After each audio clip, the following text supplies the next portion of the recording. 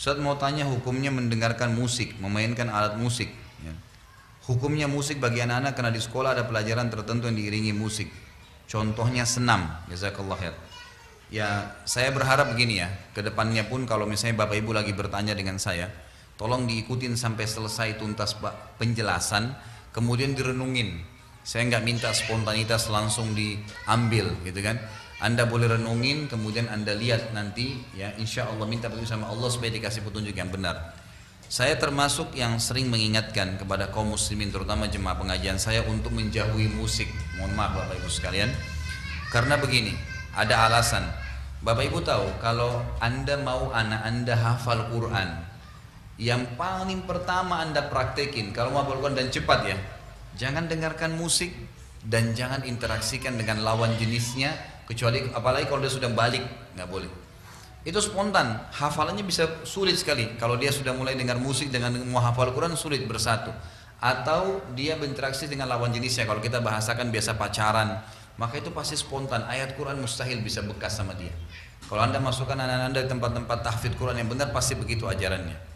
Kalau dari sisi pandangan agama, Abu Bakar radhiyallahu anhu pernah mengistilahkan musik dan alatnya itu dengan mazamirus syaitan. Apa itu? Anak-anak panahnya syaitan yang bisa menusuk hati manusia. Abdullah bin Mas'ud radhiyallahu anhu sahabat Nabi berkata, pada saat menjelaskan ayat Al-Quran yang berbunyi a'udzubillahi minasyaitonirrajim wa minan nasi may yashri lahwal hadits yudilla an sabilillah, ada sebagian orang yang mempermainkan kata-kata untuk menyesatkan manusia dari jalan Allah. Kata Abdullah bin Mas'ud sahabat Nabi ini, demi Allah itu adalah musik, demi Allah itu adalah musik. Beliau mengatakan ini. Jadi cukup banyak statement para ulama berhubungan dengan masalah musik ini. Umumnya mereka lebih cenderung semua mengatakan lebih baik dijauhi, lebih baik dijauhi, karena dia sulit bertemu dengan Al-Quran. Dua hal yang kontroversial, nggak bisa, sulit ketemu. Al-Quran atau musik, susah. Kalau orang sudah biasa dengar musik, mustahil dia biasa mendengarkan Al-Quran. Itu agak sulit untuk menyatukannya, gitu kan? Maka saya selalu sarankan untuk dijauhi, Allahu a'lam. Saya contoh Bapak Ibu sekalian, saya coba praktekin di anak-anak saya ya. Saya bilang sama istri saya, coba kita mulai anak-anak ini dengarkan Al-Quran. Kalau kita dulu punya pelanggaran-pelanggaran agama, kita pribadi, kita dulu biasa pernah hafal-hafal lagu, coba jangan dipraktekin ke anak-anak. Coba dialihkan, biarkan dia sudah mengenal Al-Quran sebagaimana kita kenal di umur 20 tahun, 25 tahun, 30 tahun, 40 tahun. Biarin mereka kenal Al-Quran dari umur 3 tahun, 5 tahun, 10 tahun, itu lebih baik.